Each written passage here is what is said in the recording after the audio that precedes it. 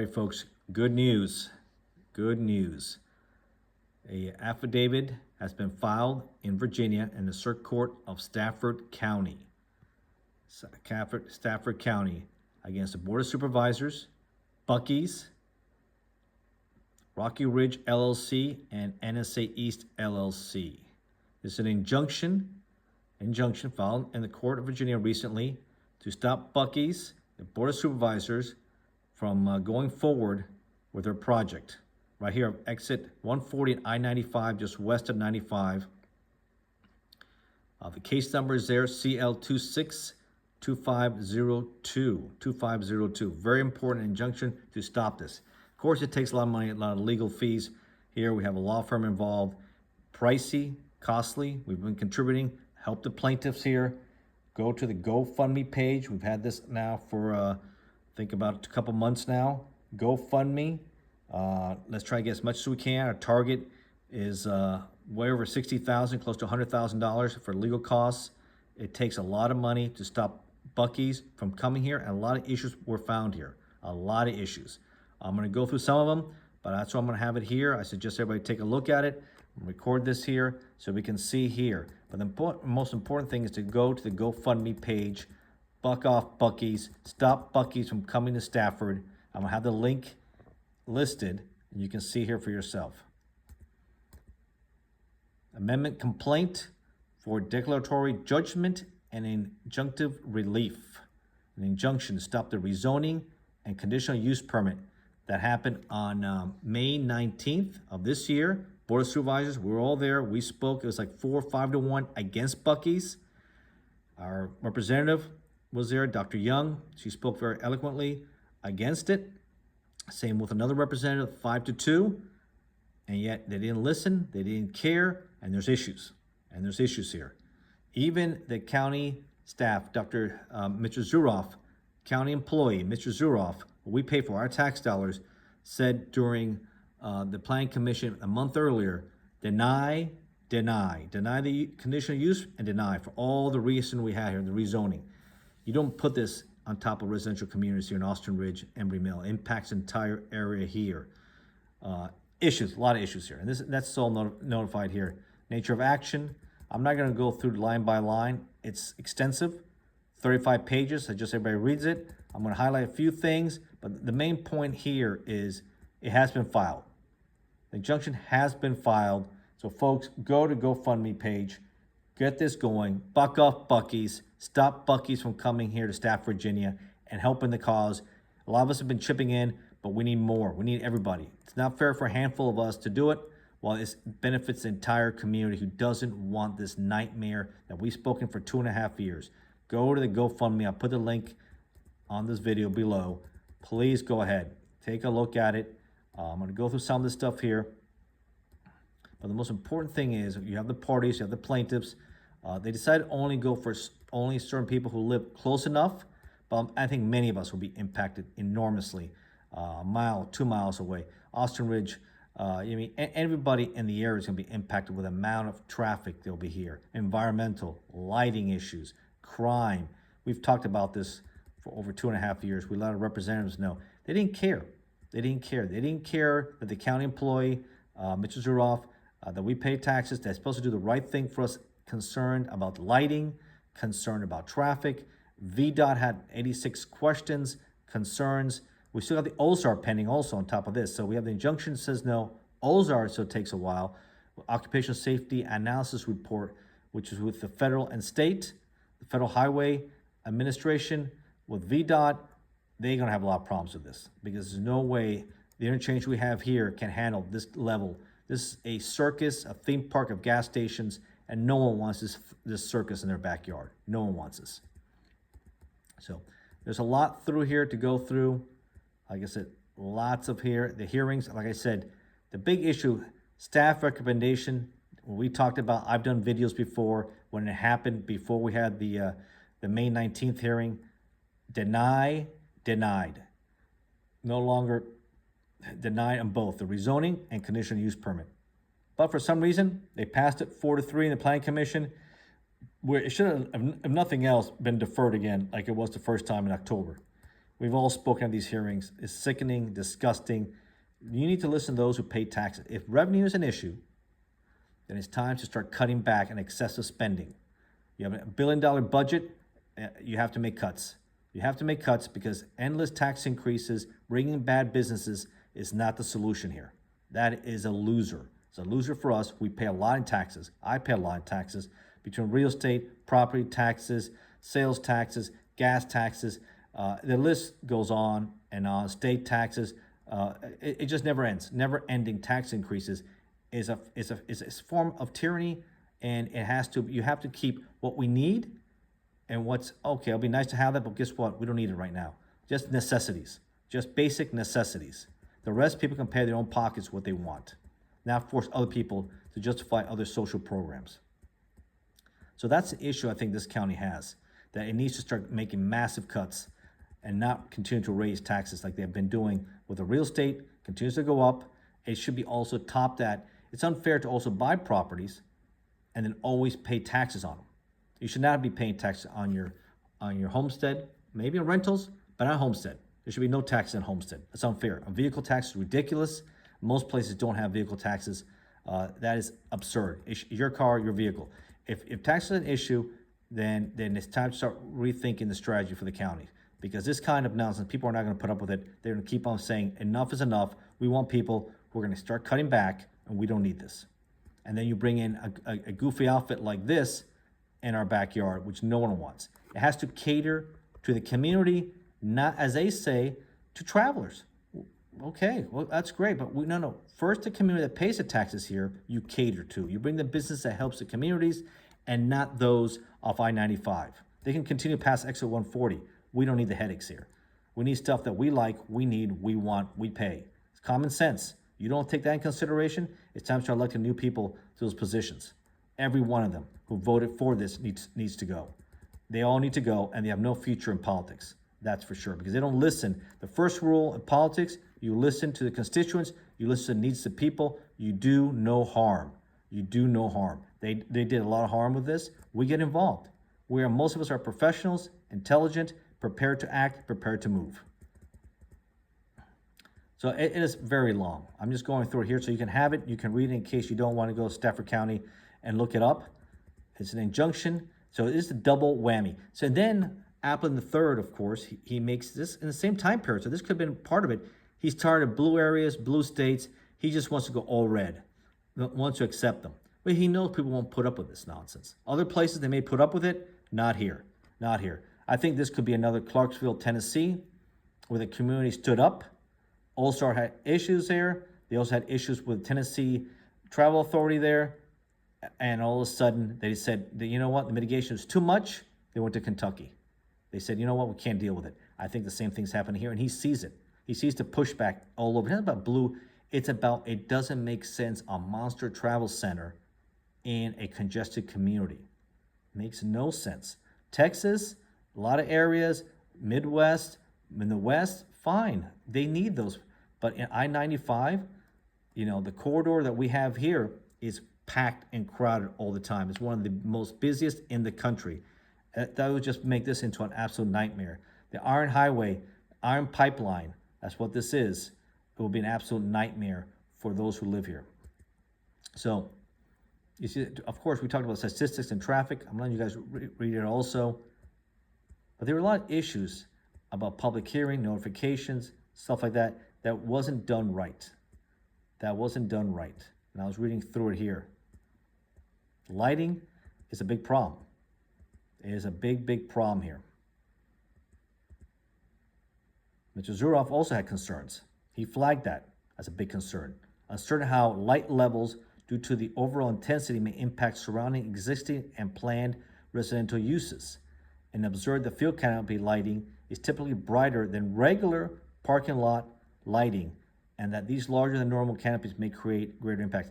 Yeah, that's a nightmare to live right next to that and have that permanent sky glow, that visible dome right above your house. It's going to be difficult to sleep, difficult to have quality of a life when you have that sky glow at night, every night, 24/7, 365, the sky glow. No, thank you. These are things you got to think about for your community. Do no harm. Do no harm. Protect your constituents from things like this. And for those who don't know, I am a conservative. I have been a registered Republican my whole life. And I got involved because I know this is a loser for the community. Property value. And don't forget, it's not about other people's money. We have investments here too. With Governor Youngkin, when he was governor, he brought these guys and he was contributing money. Would he want this in his backyard? Of course not. Of course, he lives up in Northern Virginia. But someone else's yard, oh, they need to understand what's a good. No, it's we pay a lot in taxes, and you need to understand we live here. We don't want a travel center. We want things that cater to us, that makes it nicer shopping, restaurants, things that work for us. And a lot of us here are conservatives, some independents, all different kinds. Democrats come together, all walks of life, community, which I've met, which I would have known because of Buc-ee's, have come together and say enough is enough. This is a bunch of garbage. And this says it clearly what's going on here.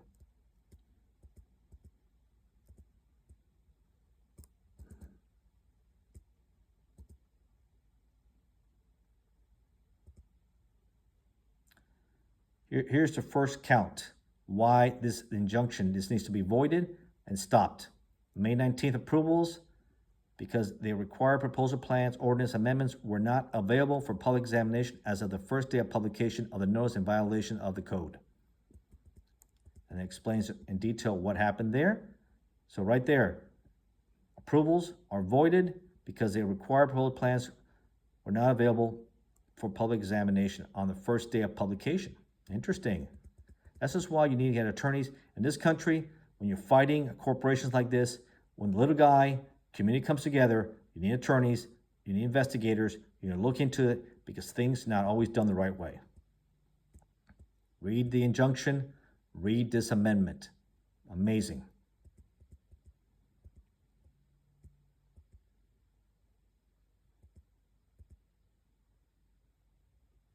It says invalid notices renders the approvals voided.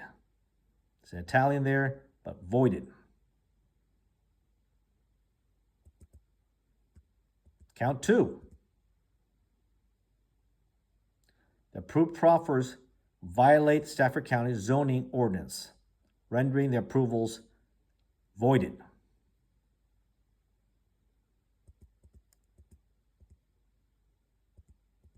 The proffers omit the commitment required by section 28-162.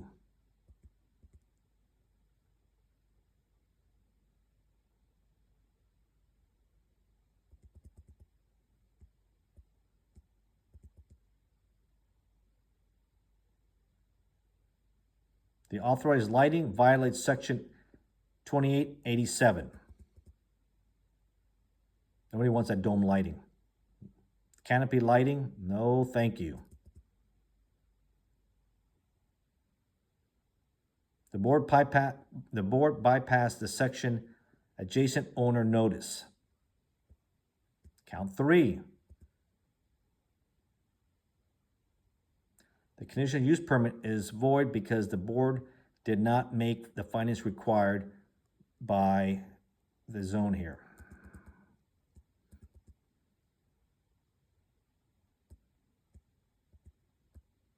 The board did not make the required findings.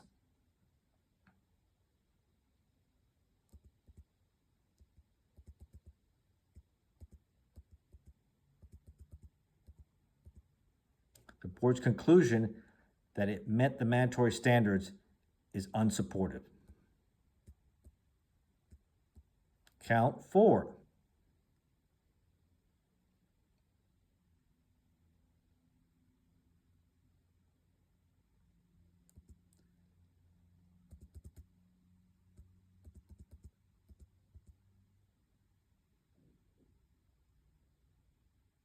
Count 5. The proffer is unconstitutional and illegal because it turns the eminent domain power to private purpose in violation of Article 1 and 11 of the Constitution of Virginia.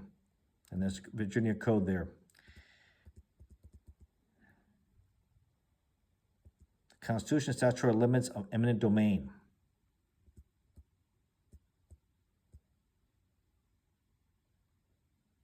Proffer 9 makes the county the applicant surrogate.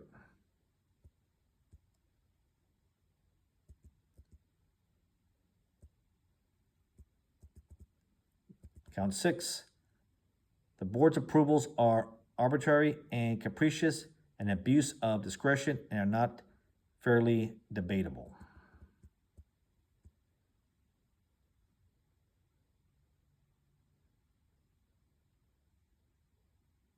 County staff recommended against the project on the last plan commission and deferred it in October. VDOT returned an unprecedented amount of concerns. A 28-page letter were significant, according to staff, and remained unresolved. How do we even have a hearing May 19th when all these issues here? It's just shocking, disgusting. Is that they wanted to ram this down our throats? No. This is why it's important to have attorneys and get everything involved, because when they do this, they're acting for their own interests and not for the county's and not for the residents' interests, especially those who live in Garrisonville district.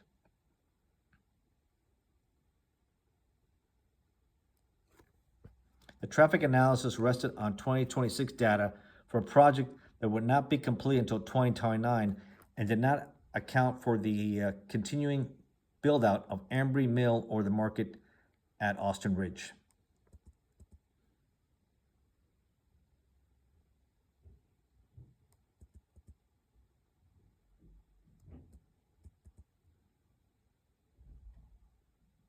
There's a lot of stuff here.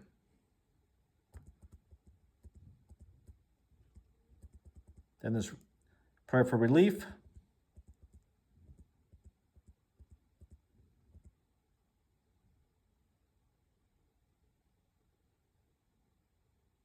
Pretty much to stop the conditional use and stop the rezoning and not to go forward.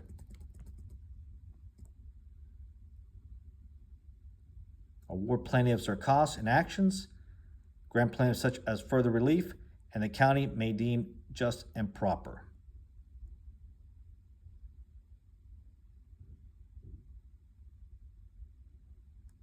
Declare that May 19th, 2026 approvals are arbitrary and capricious and abuse of discretion, not fairly debatable, and therefore voided. So in other words, stop this, do not go forward, and end this. This is a big blow for them, big blow. It's gonna take months, years, plus see how the O's are. This is not gonna happen anytime soon. And it shouldn't happen at all. And all discrepancies are found here with notices, and especially when you're not listening to VDOT, you're not listening to your county employee, Mr. Zuroff, who works for us, who's doing the best interest, especially with the lighting, the traffic concerns, the statistics they're using. And for me, retired law enforcement, federal law enforcement, 26 years, my big concern was high crime, violent crime. And FBI statistics have shown that we have businesses open super late, 24/7 or late night, convenient gas stations, they're subject to more violent crime, especially off the Iron Pipeline, I-95, where we have gang activity, crime activity. And we had one here, a gas station robbed. The Sheets, they're east of 95, about a few months back. And they hop in, hop out, mass, car stolen. We're gonna have a lot more violence, a lot more thefts, a lot more things we don't need. That right now is quiet. We need stuff that fits in here. Anything is better than this right here. So, like I said, folks, I did this video. I want everybody, you can find it yourself in the Circuit Court of Stafford County in Virginia. You have the case number there, CL262502. Read the injunction to stop Buc-ee, stop the Board of Supervisors for what they've done. No Buc-ee's in Stafford. The buck stops here. Go to GoFundMe page. Go there. Buck off Buc-ee. Stop Buc-ee's from coming to Stafford. Contribute, because a lot of us have. It's been a hard effort, and it's going to be beneficial for all of us who live in the area. All of us, not just in Garrisonville, but all the other districts. It is beneficial because nobody wants this travel center to go somebody else, something that's not a circus, that brings 36 acres. We don't need another gas station here, especially 120 gas pumps, a Walmart-sized convenience store. We need stuff that makes sense for the community, not someone's cockamamie idea who is friends with the governor and make contributions. This is something I want. They already have two. Rockingham and New Kent's going to be built. That has a few more years. They got two. Go maybe near Virginia Tech. Go somewhere else. But it doesn't make sense here. Right here, it makes no sense at all. Too small of an area, right on top, and you don't do that to residential communities. And lack of common sense by those seeing that. You need revenue, then you need to make hard decisions. Not continue to either overtax us and bring garbage in. No, you need to start cutting back. That's what you do. Excessive spending, you have to trim back this $1 billion wasteful budget. There's a lot of things being wasted that we don't need, and start having people who use things start paying more for busing, paying more for whatever you use, you should pay for. Extracurricular activity, then it cuts back from the taxpayer burden and have people, maybe you'll be surprised how they say, we don't need this anymore, which is the right thing to do. So go to GoFundMe page, no Buc-ee's in Stafford. It's there, folks. It's there. What a hit. That's why the Beaver may be tired of this. Appleton third, he made that big announcement. He's tired of blue states, blue community, because he sees what's happening here. It's the front line. Also in Colorado, they're having big issues there in Palmer Lake. Other locations in Ohio, gaps where he's seeing it. He just wants to be accepted, sweetheart deals, make us a lot of money, and we'll throw some crumbs your way. It doesn't work with us. It doesn't work with people who are educated, intelligent, walks of life, ambitious, know how to counter this, and will not tolerate disrespect like this from the commission, board of supervisors, and from those in the business. So the buck stops here. No Buc-ee's in Stafford. GoFundMe. The battle continues.